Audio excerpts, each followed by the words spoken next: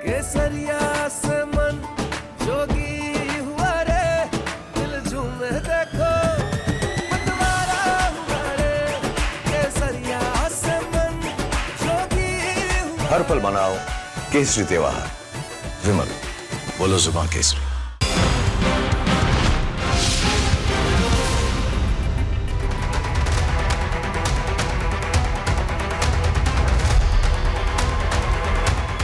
नमस्कार, मैं हूं विवेक और आप देखना शुरू कर चुके हैं महायुद्ध। तो आज इस वक्त 10 बज चुके हैं और महायुद्ध का मास्टर एंगल हम आपको बताने जा रहे हैं। ईरान और यूएस इजराइल के युद्ध में सब कुछ दांव पर है। ईरान का अस्तित्व दांव पर है, ट्रंप का भरोसा दांव पर है, इजराइल की ईरान पर कब्जे की चाहत दांव पर है। लेकिन जीत कौन रहा है, यह सवाल इसलिए कि पूरी दुनिया इस युद्ध के भंवर में कुछ ना कुछ हार रही है। देखने को तेल हार रहे हैं, गैस हार रहे हैं, पानी हार रहे हैं, जमीन हार रहे हैं, आसमान हार रहे हैं। तो फिर ये महायुद्ध क्यों, किसके लिए, किस अहंकार में और कब तक? सवाल बहुत है लेकिन जवाब फिलहाल नहीं है। लेकिन बात युद्ध की है तो आज एक बड़ी खबर हम आपको बताएंगे। पूरी दुनिया में खामनेई की मौत की वजह B-2 बॉम्बर बताए जा रहे हैं, लेकिन आज हम आपको सच्चाई बताएंगे। कोई B-2 बॉम्बर ने हमला नहीं किया, बल्कि इसके पीछे एक ऐसा हथियार था जिसने पलक झपकते ही खामनेई को खाक कर दिया। लेकिन उससे पहले कुछ तस्वीरें, कुल मिलाकर 3 तस्वीरें जो बता रही हैं कि खामनेई की मौत के बाद युद्ध के कई चरण अभी भी जारी हैं। कहीं एसिड की बारिश हो रही है, कई फास्फोरस बम के धमाके धुआं धुआं कर रहे हैं। मतलब यह कि युद्ध के गोला बारूद में अब केमिकल की एंट्री हो चुकी है, केमिकल वॉर हो रहा है। और अगर हां हो रहा है तो पूरी दुनिया, पूरी मानवता के लिए इससे बुरी खबर नहीं हो सकती। 3 तस्वीरें जो इशारा है कि विश्व में क्या चल रहा है।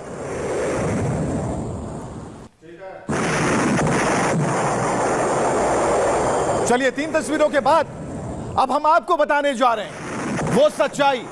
अब हम आपको बताने जा रहे हैं वो सच्चाई, वो तस्वीरें दिखाने जा रहे हैं वो हथियार जिसने खामनेई पर हमला किया। कई रिपोर्ट में यह दावा किया गया कि 28 फरवरी को खामनेई को अंतरिक्ष से दागी गई एक मिसाइल ने मार गिराया। इजराइल की जो एक मिसाइल थी, दुनिया की नजर में कुछ और था, कुछ और खबरें बताई जा रही थी। लेकिन सच्चाई क्या थी?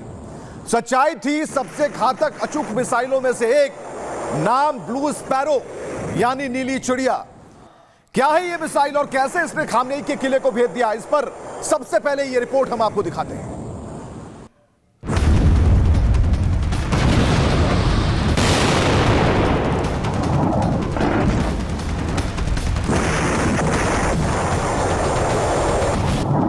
फरवरी 2026 ये वो दिन था जिस दिन इजराइल ने खामनेई के खात्मे का दावा कर पूरी दुनिया को सन्न कर दिया था। ईरान के सुप्रीम लीडर रहे अयातुल्ला खामनेई मारे गए, लेकिन सवाल है कि कैसे?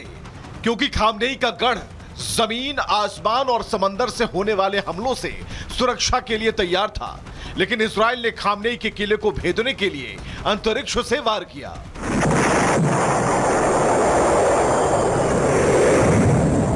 पहले खबर थी कि अमेरिका के B-2 बॉम्बर से गिराए गए GBU-57 बम ने खामनेई का खात्मा कर दिया। लेकिन जानकारों का दावा है कि इजराइल ने महाविनाशक B-2 बॉम्बर नहीं बल्कि एक नीली चिड़िया से खामनेई को पस्त कर दिया। यह नीली चिड़िया इजराइल का वो ब्रह्मास्त्र है जिसे उसने अंतरिक्ष से दागा, और इससे पहले कि खामनेई के सेनापति कुछ कर पाते, काम तमाम हो गया। इजराइल की इस मिसाइल का नाम है ब्लू स्पैरो यानी नीली चिड़िया।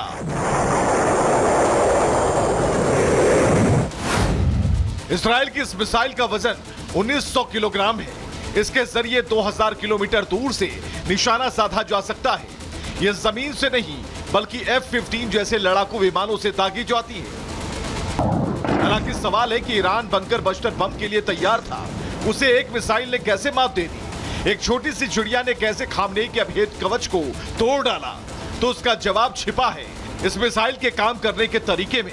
यह मिसाइल बाकी मिसाइलों की तरह जमीन या हवा से मार नहीं करती, बल्कि यह टारगेट पर अंतरिक्ष से धावा बोलती है। इसे लड़ाकू विमान से अंतरिक्ष की तरफ दागा जाता है। वहां से यह पृथ्वी की सतह को पार कर वहां से दोगुनी ताकत से लौटती है। काइनेटिक एनर्जी की वजह से इसकी रफ्तार हाइपरसोनिक मिसाइलों से भी कई गुना बढ़ जाती है और सबसे बड़ी बात, यह दुश्मन के ठिकाने पर 90 डिग्री के एंगल से गिरती है।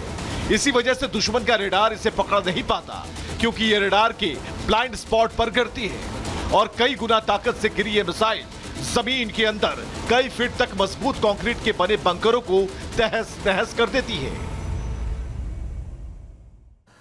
तो नीली चिड़िया ने खात्मा कर दिया, खामनेई का खात्मा कर दिया। तेहरान पर इजराइल के हमले अब भी जारी हैं और कहिए तो हमले और तेज हो गए। रिहायशी इलाकों पर कोई रहम नहीं है। ईरान को ज्यादा से ज्यादा नुकसान पहुंचाने की कसम खा चुका इजराइल दिन और रात धमाके दर धमाके करता जा रहा है। लेकिन इसके बाद क्या? इसके अलावा एक और तस्वीर है, एक और तस्वीर है, हम आपको दिखा रहे हैं। इसके अलावा जो बताएगी आपको, जो दिखा रही है कि कैसे इजराइल और अमेरिकी हवाई हमलों से तबाही के हालात पैदा हुए, इमारतें मलबे में तब्दील हो गई, बदल गई। जो हमलों के बाद हर जगह राहत बचाव का काम फिलहाल जारी है, यानी मलबों को हटाया जा रहा है, जिंदगियां तलाशी जा रही हैं। अगर कोई जिंदा है तो उसे बचाने की कोशिशें लगातार जारी हैं।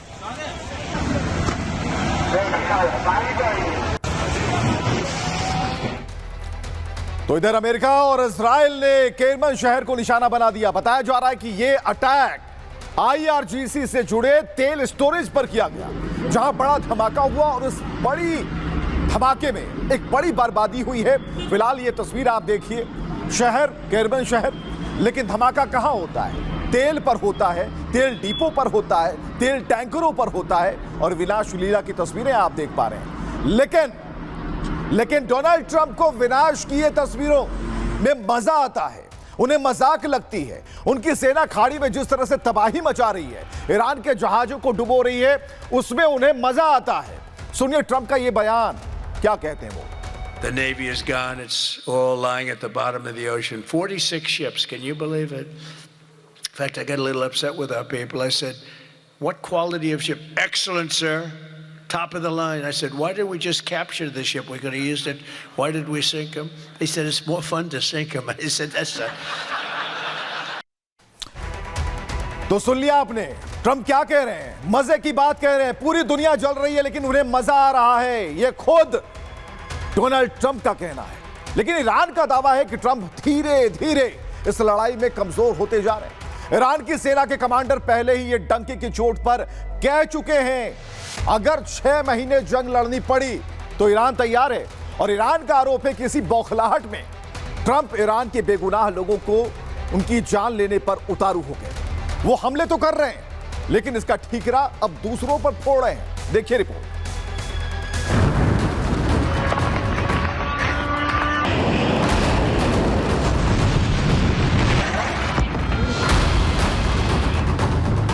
दुनिया भर में शांति दूत बनने की कोशिश में लगे ट्रंप मुंह दिखाने लायक नहीं बचे। ईरान में अमेरिकी सेना ने जिस तरह से 150 से ज्यादा बच्चियों को मौत की नींद सुलाई, उसका सबूत भी सामने आ गया।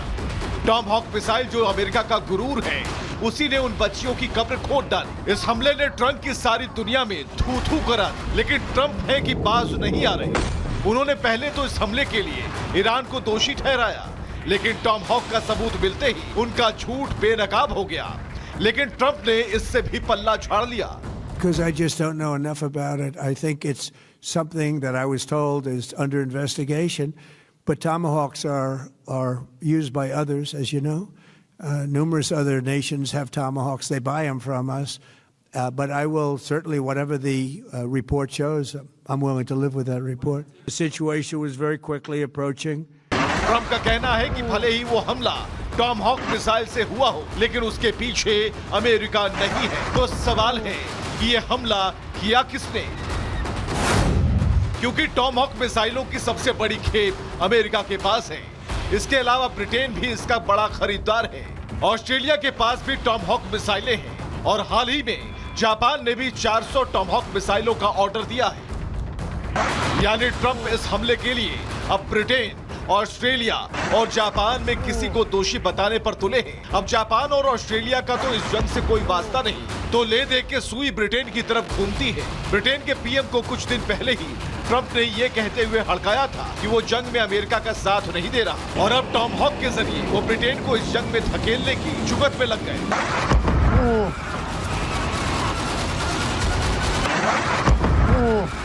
इससे पहले ईरान ने दावा किया था कि अमेरिका उनके नागरिकों की बूंद बूंद को जलाकर भाप बना दे रहा है। जानबूझकर उसके वाटर ट्रीटमेंट प्लांट पर हमले किए जा रहे हैं। इजराइल के जरिए वो केमिकल अटैक की तैयारी में लगा है। यानी ट्रंप और नेतन्याहू मिलकर इंसानियत के खिलाफ ही जंग लड़ रहे हैं। हालांकि ट्रंप ने ईरान पर किए हमले से भी किनारा करने की कोशिश की। इस जंग के बीच ट्रंप और नेतन्याहू अपनी आपसी अनबन भी किसी से छिपा नहीं पाए। ईरान के तेल भंडारों पर इजरायली अटैक से ट्रंप बेहद खफा है। मतलब जिस दोस्ती और शांति का दावा करके ट्रंप दुनिया के लीडर के तौर पर खुद का नाम आगे बढ़ा रहे थे, वो दावे तो धरे के धरे रह गए और ट्रंप के हाथ शांति के नोबेल की जगह सिर्फ हार आई। तो कुल मिलाकर ट्रंप के हाथ कुछ नहीं लगा, ट्रंप के हाथ खाली है। लेकिन इस वक्त एक बड़ी खबर आ गई कि ईरान ने इजराइल पर फिर से हमला किया है। इजराइल पर बैलिस्टिक मिसाइलों से हमला किया ईरान ने। इजराइल पर ईरान का आज ये चौथा हमला है और बेत शिमेश इलाके में बैलिस्टिक मिसाइल गिरी है, जिसकी तस्वीरें आप देख पा रहे हैं। जरा आवाज भी सुनिए।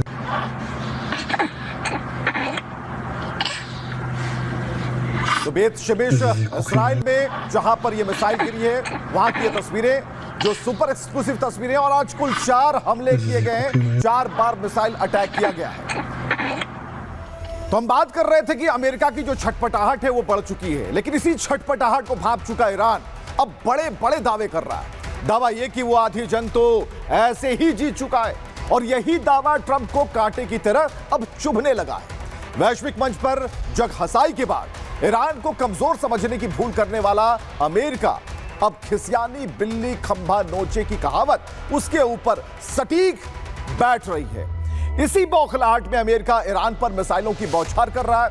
वो दिन रात तेहरान को दहलाने में जुटा हुआ है, जिसकी तस्वीरें इस वक्त आप देख पा रहे हैं। ये तेहरान है जिसे दहलाने की कोई भी कसर नहीं छोड़ी जा रही। अटैक हो रहे हैं और चारों तरफ धुआं और मलबा बरकरार है।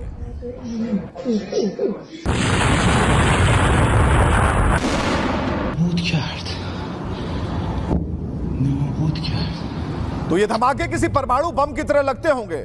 और इधर नेतन्याहू ने लेबनान को शमशान बनाने की कसम खा ली है। नेतन्याहू ने कह दिया कि लेबनान को खत्म कर देंगे। मतलब अमेरिका और इजराइल के हथियार 2 फ्रंट पर काम कर रहे हैं। तो ईरानी अटैक भी लगातार जारी हैं, जिसकी ये तस्वीर बानगी है। और ये तस्वीरें बता रही हैं कि कैसे अटैक हो रहा है, धुआंधार अटैक हो रहा है और धमाकों के साथ ये अटैक जारी है।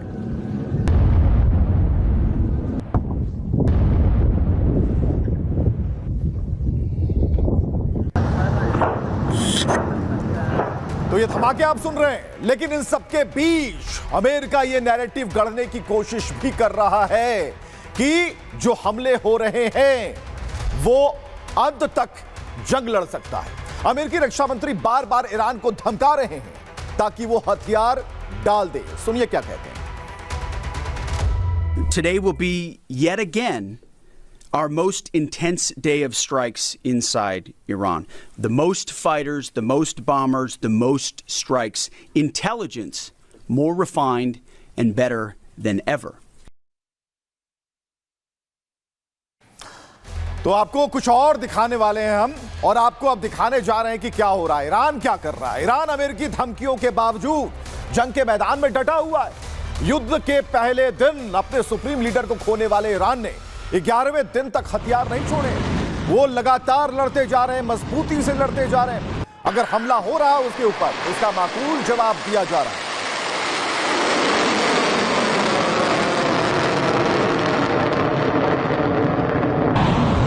ये जो मिसाइल आप देख पा रहे हैं, ये ईरान से छोड़ी गई मिसाइल है जो इजराइल और अमेरिका के उन बेस को ठिकाने को निशाना बना रही है। अब आप ईरान ने जिस तरीके से आत्मघाती ड्रोन की टुकड़ी को एक्टिवेट कर दिया है, यह कामकाजी ड्रोन अमेरिका और इजराइल के फौजी ठिकानों को तबाह करने के लिए तेजी से आगे लॉन्च हो रहे हैं, बढ़ाए जा रहे हैं। और इनकी जरा रफ्तार और मारक क्षमता को जरा लें।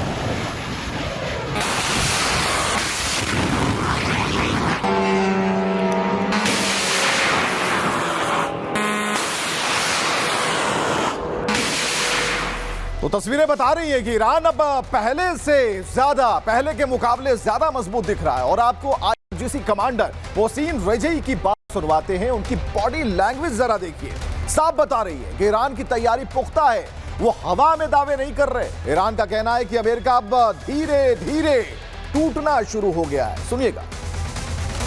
یعنی ما چون رادارها رو زدیم، زیر ساختار رو زدیم، امروز واقعا آقای ترامپ و نتانیاهو در یک قتلگاهی در خلیج فارس گرفتار شدن و روزها و هفته‌های آینده خبرهای بسیار خوشحالتری خدمت ملت عزیز ایران داده خواهد شد.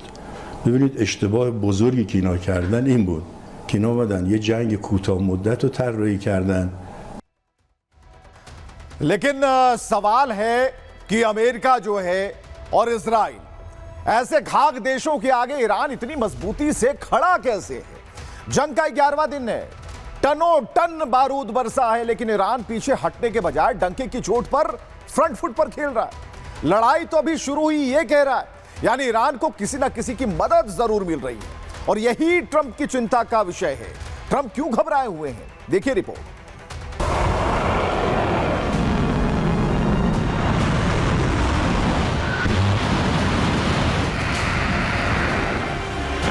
जंग का 11वां दिन गुजरने को है।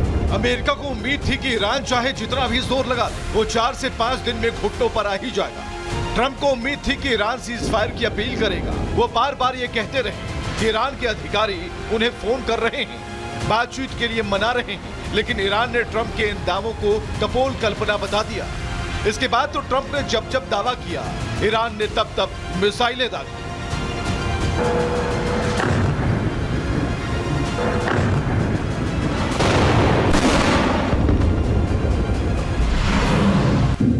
ट्रंप के मन में भी वही सवाल कौंध रहा है जो आपके मन में होगा, आखिर ईरान के पीछे कौन है?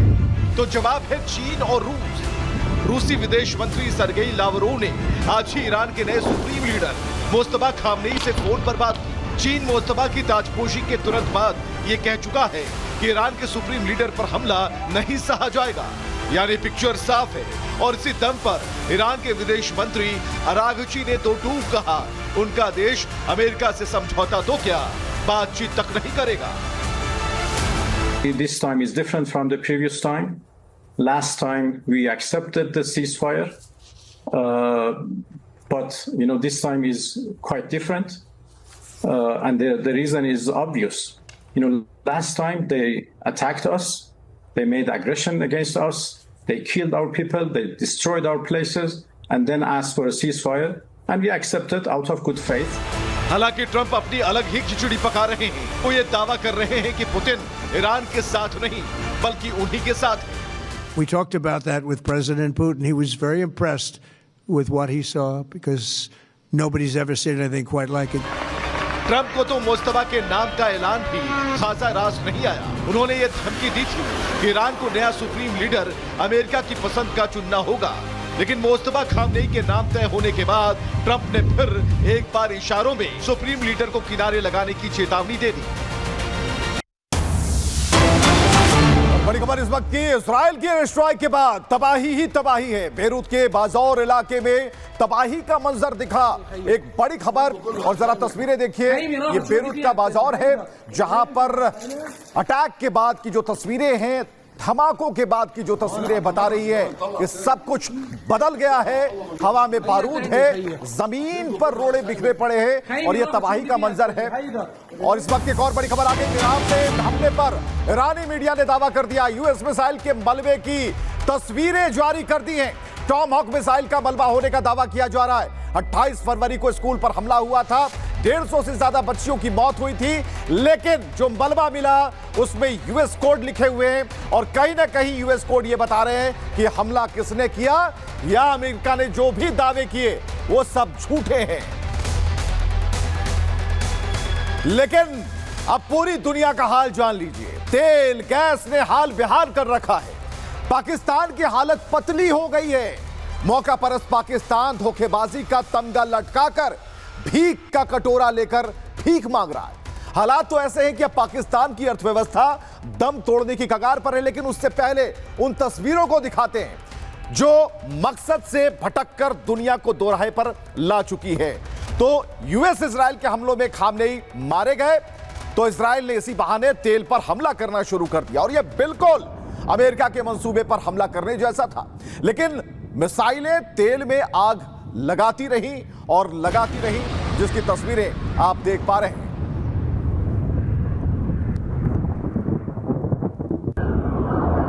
तो ईरान के तेल डिपो पर हमले से जुड़ी तस्वीर। जितनी मिसाइलें तेल पर दागी गई, जितनी भी मिसाइलें दागी गई, उसने दुनिया को संकट में उतना ही धकेला। विश्व का कोई भी कोना इससे अछूता नहीं रहा। कच्चे तेल की कीमतों में उछाल और स्ट्रेट ऑफ हॉर्मूज के गलियारों में टैंकरों की कम हुई गतिविधियों ने कंगाल देशों को कहीं का नहीं छोड़ा, कहीं का नहीं। और कंगाल देशों की अगर बात कर लें तो कंगाल देशों की इस लिस्ट में टॉप यानी नंबर 1 पर अगर बात करें तो पाकिस्तान है। वहां हालात बद से बदतर होते जा रहे हैं। पाकिस्तान में सरकारी दफ्तरों में ताला लटका है, स्कूल कॉलेज बंद करने पड़े हैं, गाड़ियों में कितना पेट्रोल डलेगा इसकी लिमिट तय कर दी गई है। हालात ये हैं कि सरकारी मीटिंग में फैसला ये हो गया कि आम जनता आए और पाकिस्तान की जान बचाए। तो क्या हाल है पाकिस्तान का, इस पर एक रिपोर्ट देखिए।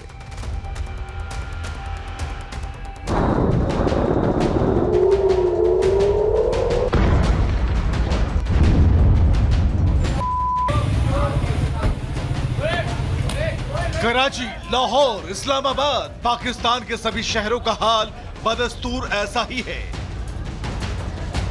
ये लाइनें कंगालिस्तान में उन लोगों की हैं जो पेट्रोल लेने के लिए खड़े हैं। पाकिस्तानियों को देखकर पहला ख्याल तो यही आता है कि ये पेट्रोल फ्री में बंट रहा होगा, लेकिन मुनीर शाहबाज की जोड़ी इतनी लीचड़ है कि फ्री में देना तो दूर, उनका बशरे तो वो आवाम के मुंह से निवाला छीन। यही किया भी जा रहा है। पाकिस्तान में तेल की कीमत 322 पाकिस्तानी रुपए को पार कर गई है और तेल खरीदने में अब वहां के लोगों का तेल निकाला जा रहा है। तेल की किल्लत को देखते हुए पाकिस्तानी सरकार ने सरकारी दफ्तरों में कड़े नियम लागू कर दिए। स्कूली बच्चों की 2 हफ्तों की छुट्टी घोषित कर दी। निजी दफ्तरों को वर्क फ्रॉम होम की तरफ जाने के सख्त निर्देश है। सरकारी महकमों में नई चीजों की खरीद पर टोटल पाबंदी है। सरकारी अफसरों से कहा गया है वो पब्लिक ट्रांसपोर्ट का इस्तेमाल करें।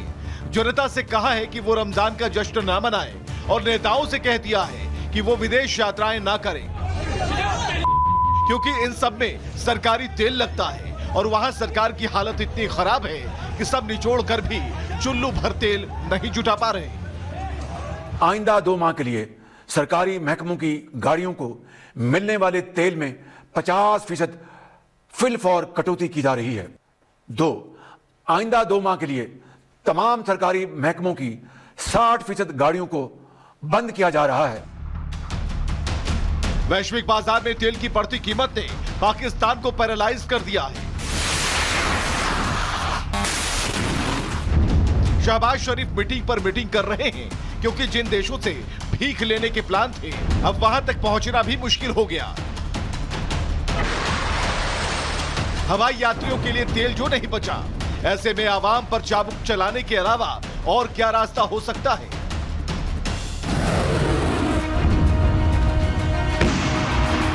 एक तो महंगाई बम, ऊपर से ईरान का साथ न देने की वजह से शहबाज सरकार अपने ही घर में घिरी जा रही है। शहबाज और मुल्ला मुनीर के लिए मुसलमानों के पूछे सवालों का जवाब देना मुश्किल हो गया है। पाकिस्तानी संसद में आवामी पार्टी के चेयरमैन महमूद खान अचकजोई ने शहबाज की दुखती रग पर हाथ रख दिया। तो पाकिस्तान का हाल बेहाल है और युद्ध के मैदान से जो हमने खबर निकाली, जो मास्टर एंगल आपने देखा, कल भी देख पाएंगे अगर 10 बजे हमारे साथ मौजूद होंगे। इसलिए जरूर मौजूद रहिएगा और आप बने रहिए रिपब्लिक भारत के साथ।